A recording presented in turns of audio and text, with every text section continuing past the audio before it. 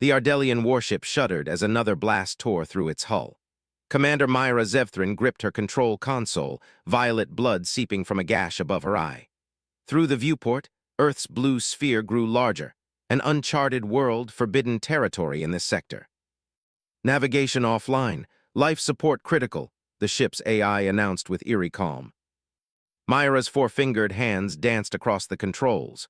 "Reroute auxiliary power to stabilizers," she ordered, her silver-flecked eyes narrowing. 27 stellar cycles of combat experience told her what the ship already knew: she wasn't going to make it back to the fleet. The small scout vessel plummeted through Earth's atmosphere, a blazing meteor against the dawn sky. Impact alarms screamed as the ground rushed up to meet her. The last thing Myra remembered was reaching for the emergency beacon before the world erupted in fire and darkness. Ethan Miller adjusted his binoculars, scanning the forest edge from his observation blind. The wildlife biologist had been tracking unusual animal movements since dawn, behavior possibly triggered by last night's meteor strike. His research grant depended on documenting ecosystem disruptions, not chasing falling stars, but curiosity had always been his weakness. "Something's definitely spooked the deer," he muttered into his recorder. All usual patterns disrupted, movement heading away from the northeast quadrant near the old Westlake Power Station. As the afternoon sun dipped lower, Ethan packed his gear and hiked toward the abandoned facility. The meteor's trajectory had seemed to lead in this direction, and the facility's concrete shell would have been a tempting target for any space rock playing cosmic billiards. The chain-link fence surrounding the decommissioned power station had been torn open, recently, judging by the clean metal edges. Ethan squeezed through, research instincts overriding common sense. Inside the cavernous main building, shafts of dying sunlight streamed through broken windows, illuminating decades of dust and neglect.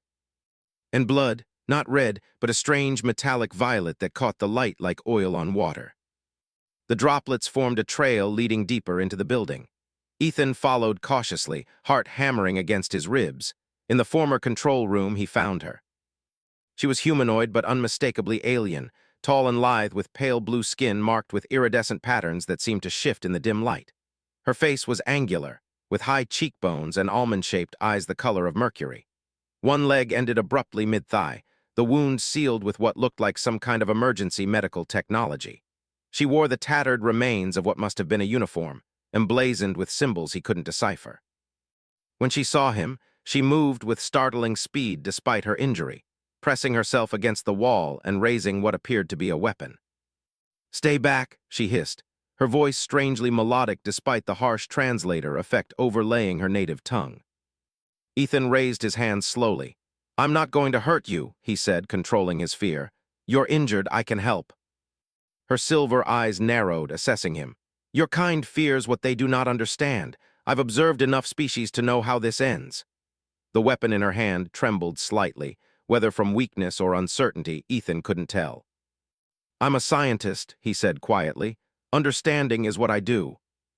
Something shifted in her expression, the weapon lowered fractionally. "You are not military." "Wildlife biologist, I study animals' ecosystems," he gestured to her leg. "And I know first aid, that looks bad." A bitter laugh escaped her. "An astute observation, human." She seemed to sway slightly, her formidable composure finally cracking. "My ship is destroyed, my beacon broken. I am Commander Myra Zevthrin of the Ardelian Elite Forces, and I am going to die on this primitive backwater planet." With those words, her strength finally failed. As she collapsed, Ethan lunged forward, catching her before she hit the ground. Her skin was fever-hot against his, her heartbeat a rapid flutter unlike anything human. Looking down at the unconscious alien in his arms, Ethan knew his life had irrevocably changed. Whatever happened next, he couldn't abandon her. "Nice to meet you, Commander," he whispered. "Let's try to keep you alive." Ethan's cabin sat nestled among towering pines, 3 miles from the nearest neighbor, precisely why he'd chosen it. Privacy was no longer a luxury but a necessity as he carried the unconscious alien through his front door. "This is either the bravest or stupidest thing I've ever done," he muttered, gently laying Myra on his bed. By flashlight, he examined her injury more closely. The cauterized wound where her right leg should have been looked technologically treated, but was showing signs of infection. if alien biology even worked that way. Her breathing came shallow and fast, her skin alternating between burning hot and alarmingly cool. Dawn was breaking when her mercury eyes fluttered open, instantly alert despite her condition. She seized his wrist with surprising strength. "Where am I? What have you done?" Her voice resonated with a harmonic quality human vocal cords couldn't produce. "My home, you're safe." Ethan kept his voice steady. "You passed out, I couldn't just leave you there." Her grip loosened slightly. "Why help me? What do you want in return?" The question carried weight beyond its words, as though kindness without transaction was foreign to her. "Nothing, Ethan shrugged. It seemed like the right thing to do. Suspicion lingered in her gaze, but physical weakness prevailed. She released him, sinking back against the pillows. "The wreckage of my ship is being investigated by now," Ethan finished. "Military helicopters were circling the area when I left with you." Alarm flashed across her features. "If they recover my ship's technology, they won't find you, not here." Ethan offered her water, which she examined before cautiously sipping. "But I need to know, are more of you coming? Is Earth in danger?" A complex emotion flickered across her face. "The Ardelian Empire has no interest in your world. I was on a reconnaissance mission when we were ambushed by the Krell Dominion. My ship was damaged in the battle and pulled into your planet's gravitational field." Her eyes darkened. "My presence here is unauthorized. No rescue will come." Over the following days, a fragile routine emerged. Ethan treated her wound with antibiotics that, surprisingly, seemed effective on her physiology. Myra taught him enough about her biology to help manage her pain, explaining the luminescent patterns on her skin that indicated her vital signs. "These markings evolved as a survival mechanism," she explained one evening, tracing the iridescent lines that pulsed along her forearm. "They allow Ardelians to assess each other's condition at a glance during battle." Ethan found himself mesmerized by the interplay of light beneath her skin. "They're beautiful." Her eyes met his, startled by the comment. Ardelians valued function over aesthetics. No one had ever called her markings beautiful before. As Myra's strength returned, Ethan ventured to the crash site, disguised as a hiker. He managed to salvage small pieces of her ship's technology that the military had overlooked. Back at the cabin, they spread the components across the kitchen table. "With these materials, I could fabricate a rudimentary prosthetic," Myra said, examining a piece of memory alloy. "But I need tools, more components." Ethan ran a hand through his disheveled hair. "I can get what you need. I have friends at the university engineering lab." She studied him, silver eyes reflecting the lamplight. "Why continue to risk yourself for me?" The question hung between them, loaded with unspoken implications. Ethan busied himself sorting the salvaged tech. "Maybe I'm curious," he finally answered. "Or maybe I'm tired of studying life instead of living it." That night, Ethan awoke to find Myra sitting by the window, staring at the stars. The moonlight silvered her blue skin, highlighting the solitary tear tracking down her cheek. "I never thought I would die so far from home," she whispered, not turning. Ethan crossed the room, hesitating before resting his hand on her shoulder. "You're not going to die here." She looked up at him, vulnerability replacing her warrior's mask. "How can you be certain?" "Because I won't let you," he replied simply. Her hand rose to cover his, warm and alien and somehow exactly right. Neither spoke of the boundary they had just crossed, but something fundamental had shifted between them, a bridge forming across the stars that had separated their worlds. The prosthetic leg gleamed in the afternoon sunlight, a marvel of hybridized technology. Ethan had combined the salvaged Ardelian components with Earth materials, following Myra's precise instructions. After 3 weeks of work, it was finally ready. "The neural interface should bond with your tissue," Ethan explained, kneeling before her. "At least that's the theory." Myra nodded, her usually composed features betraying a flicker of apprehension. "In my culture, to help someone regain their strength is the highest form of respect." Their eyes met, acknowledging the deeper meaning in her words. With gentle movements, Ethan positioned the prosthetic against her residual limb. The Ardelian technology activated, fibers extending to connect with her nervous system. Myra's breath caught, her luminescent markings flaring bright with pain before settling into a steady pulse. "Give it a moment," Ethan whispered, still holding the prosthetic steady. When Myra finally stood, balancing carefully, the triumph in her eyes made Ethan's heart soar. She took one step, then another, her movements growing more confident with each passing moment. "It's responding perfectly," she said, voice thick with emotion. She turned to him, closing the distance between them with newfound grace. "Thank you, Ethan." The way she spoke his name, like something precious and rare, stirred something within him. Without thinking, he reached up to brush a strand of her silver-white hair from her face. The touch lingered, his fingers tracing the luminescent patterns at her temple. "Your markings," he murmured, "they're brighter now." A flush of deeper blue colored her cheeks. "They respond to emotional states as well as physical ones." Understanding dawned in Ethan's eyes. Slowly, giving her time to withdraw, he leaned forward until their foreheads touched, an intimate gesture that somehow felt right despite their different worlds. "Is this okay?" he whispered. In answer, Myra's hands rose to frame his face, her touch exploratory and gentle. "In all my travels across the stars, I never expected to find connection here." Their lips met hesitantly at first, then with growing certainty. Her skin tasted of spice and starlight, warm against his own. The luminescent patterns on her body pulsed in rhythm with her racing heart, bathing them both in ethereal blue light. Later, as they lay tangled in each other's arms, Myra traced patterns on Ethan's chest, mapping him as carefully as she would an uncharted star system. "On Ardelia, physical intimacy is rare outside formal pair bonds," she confessed. "Warriors focus on duty, not connection." Ethan smiled. "Are you telling me you broke the rules for me?" Her mercury eyes sparkled with mischief. "I crashed on a prohibited planet. Breaking rules seems to be my new specialty." Their newfound happiness made them careless. The following morning, Ethan ventured into town for supplies, unaware of the surveillance drone tracking his return journey. As he approached the cabin, Myra emerged onto the porch, her alien features clearly visible in the daylight. Miles away in a classified government facility, a technician adjusted his monitor. "Sir, you need to see this. The satellite picked up unusual readings near those woods in Montana. We've got visual confirmation."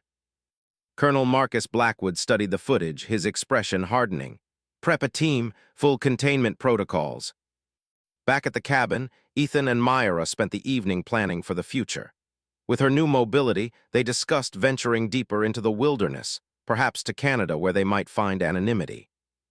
"I could teach at a small university," Ethan mused, his head in her lap as she ran her fingers through his hair. "You could pose as a research assistant with a rare skin condition." Myra smiled at the simplicity of his dreams. "And if someone discovers what I truly am?" "Then we move on," he said without hesitation, "as long as we're together." She bent to kiss him, marveling at how quickly this human had become essential to her existence. Her people valued strength above all else, yet she had never felt stronger than in these moments of vulnerability with him. "I never thought I'd say this to anyone," she whispered against his lips, "but I love you, Ethan Miller." The words had barely left her mouth when her head snapped up, senses alert. Outside, the faint sound of helicopter rotors broke the evening stillness. "They've found us," she breathed, the luminescent patterns on her skin darkening with fear. Ethan was on his feet instantly, grabbing the emergency packs they'd prepared for this possibility. "The back trail through the ravine. We need to move now." As they slipped out the rear door into the gathering darkness, Myra cast one last glance at the cabin that had become their sanctuary. For a brief, beautiful moment, she had found peace among the stars. The forest canopy provided meager cover as searchlights swept across the mountainside. Myra pulled Ethan deeper into the shadows, her enhanced vision cutting through the darkness. They had been running for hours, the sound of pursuit never fading completely. "This way," she whispered, guiding him toward a rocky outcropping. Ethan followed, his human limitations becoming increasingly apparent alongside her warrior's stamina. Even with her prosthetic leg, she moved with preternatural grace, while his lungs burned with each labored breath. "I'm slowing you down," he gasped as they crouched behind a fallen tree. Myra's eyes flashed in the darkness. "We move together or not at all." A branch snapped nearby, too close. Myra stiffened, pressing a finger to her lips. Through the trees, tactical lights bobbed like predatory fireflies, accompanied by the crackle of radio communication. Heat signatures heading northwest, a voice carried on the night air. Possible 2 targets. Remember, the female subject is to be taken alive for study, came the authoritative response. Use non-lethal measures only.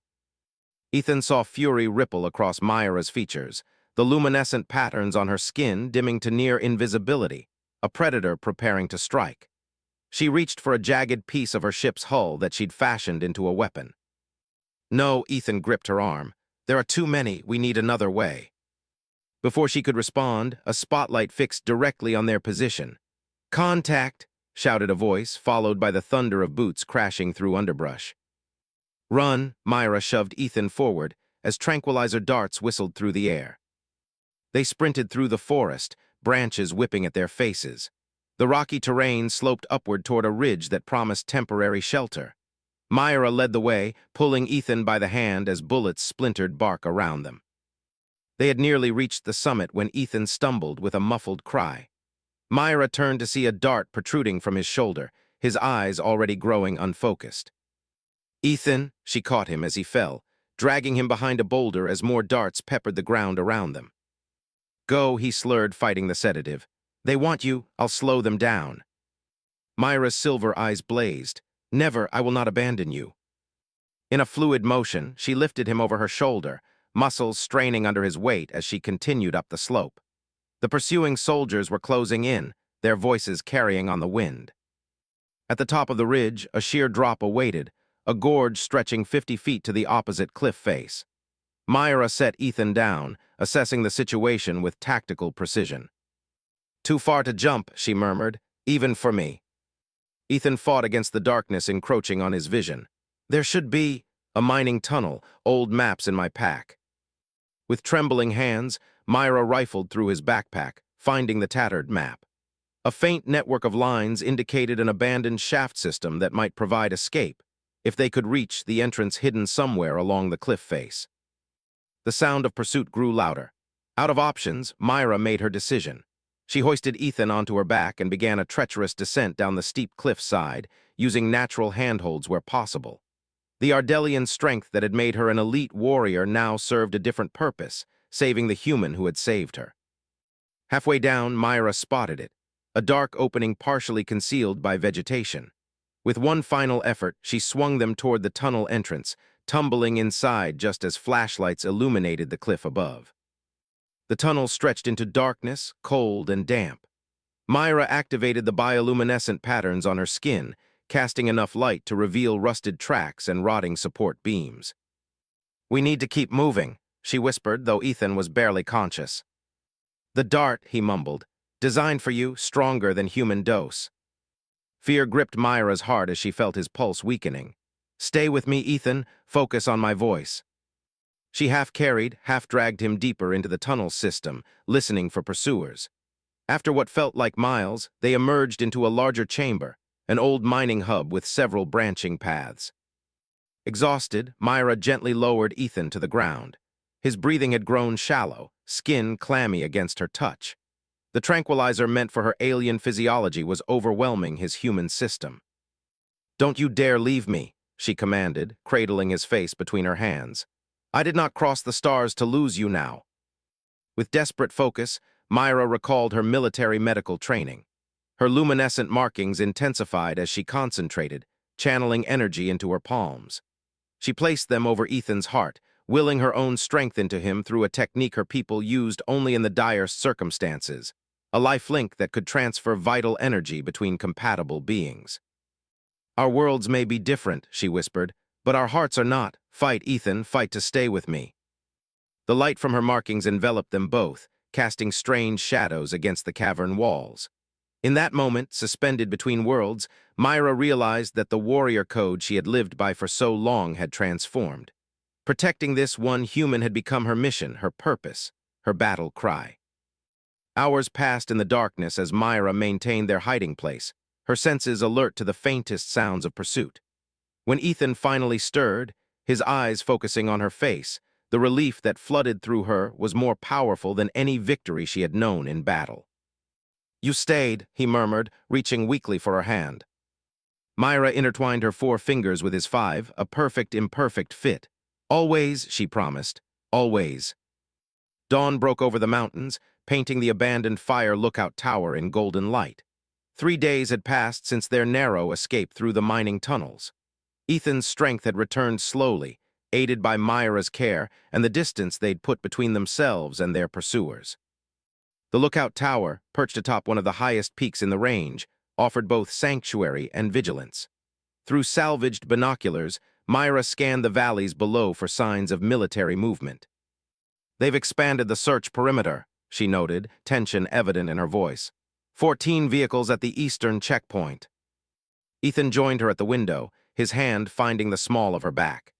Their time in the wilderness had changed them both.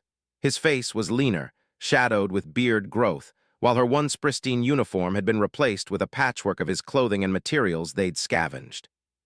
"We can't keep running forever," he said softly. Myra lowered the binoculars, her mercury eyes troubled. "No, but I will not allow them to capture me for dissection and study." The unspoken reality hung between them. Any future they might have together on Earth would be spent in hiding, constantly looking over their shoulders. The knowledge weighed heavily on them both. As twilight approached, Myra grew unusually still, her head tilted as though listening to something beyond human perception. She moved to the tower's radio equipment they'd been using to monitor military frequencies, adjusting dials with focused intensity. "What is it?" Ethan asked, recognizing the shift in her demeanor. "A signal," she whispered, "not from Earth." Her fingers worked with practiced precision, calibrating the frequencies until a burst of static gave way to a rhythmic pattern of sounds unintelligible to human ears. Myra's luminescent markings pulsed in response, her expression a complex mixture of disbelief and hope. "An Ardelian transmission," she breathed. "Long-range scout vessel frequencies." Ethan's heart constricted. "Your people." She nodded slowly. "A search party, they must have detected my ship's destruction," her voice faltered. "They're coming for me, Ethan." The implications crashed over them like a wave. Rescue, return, separation. "When?" he managed to ask. 3 Earth days based on these coordinates." Myra's hands trembled slightly as she switched off the radio. "They'll establish contact before landing." That night they held each other with desperate intensity, as if trying to memorize every sensation, every heartbeat. Their lovemaking carried the bittersweet edge of impending farewell, each touch a promise neither was certain they could keep. Afterward, Myra traced the contours of Ethan's face in the moonlight. "Come with me," she whispered. The invitation hung in the space between them, breathtaking in its impossibility. "To Ardelia?" he asked, voice rough with emotion. "No human has ever traveled beyond your solar system," she acknowledged.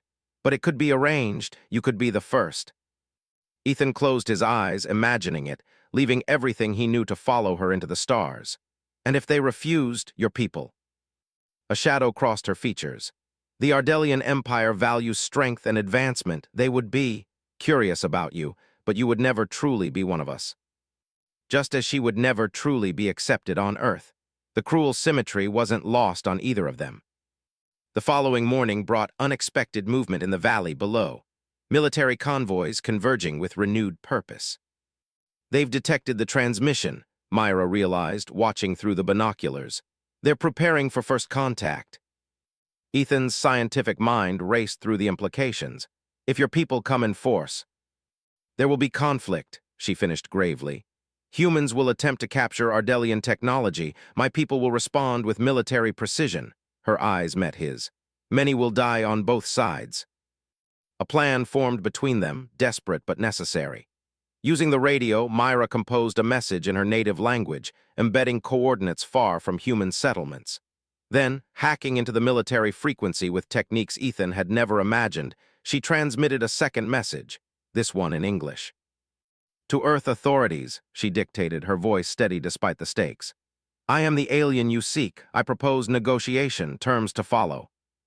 For the next 2 days, they worked tirelessly, Myra communicating with her approaching rescuers while Ethan established tentative contact with a scientist at the military base, a former colleague who might be reasoned with. On the final night, as they stood beneath a canopy of stars that no longer seemed so distant, Myra turned to face Ethan, her expression solemn. "Tomorrow I will meet my people at the coordinates," she said, "and you will return to yours." Ethan's voice caught, and then I will do what no Ardelian has done before," she replied, conviction strengthening her words. "I will become an ambassador between our worlds, not a conqueror or a specimen, but a bridge." Understanding dawned in Ethan's eyes. "You're going to reveal yourself, officially." She nodded. "With Ardelian protection and human witness, I will forge an agreement, controlled exchange of knowledge, mutual boundaries, peaceful recognition." Her hand found his.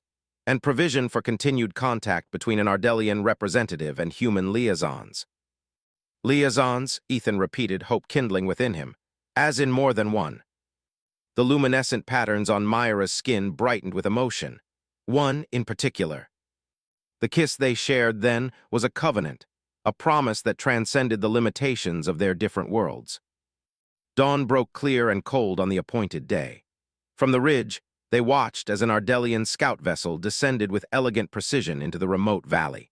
Simultaneously, a human delegation approached from the opposite direction, military vehicles alongside civilian transports bearing scientific markings. "They agreed to your terms?" Ethan marveled, still incredulous that his former colleague had managed to convince the authorities. "Temporarily," Myra cautioned. "What happens next will determine whether this becomes war or alliance." She stood tall, her prosthetic leg gleaming in the sunlight, a literal fusion of their technologies. No longer the stranded warrior waiting for death, nor the fugitive running from capture. She had become something new, something unprecedented. "I never thought I would say this," she admitted, "but crashing on this planet was the greatest fortune of my life." Ethan squeezed her hand, their fingers intertwined in that perfect, imperfect fit. "Whatever happens down there, whatever comes next." "We face it together," Myra finished. The luminescent patterns on her skin pulsed with certainty, visible even in daylight. "Between two worlds." As they began their descent toward the historic meeting below, Myra's steps were steady, confident. She had lost everything in that crash, her ship, her mission, her leg, her isolation. But in their place, she had found something her warrior training had never prepared her for, a heart that could bridge the stars. And that, she now understood, was the greatest strength of all.